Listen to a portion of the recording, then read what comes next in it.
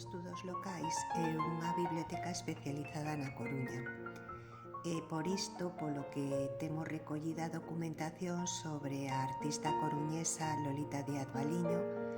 tamén sobre o seu irmán, o destacado escenógrafo e pintor Camilo Díaz Baliño,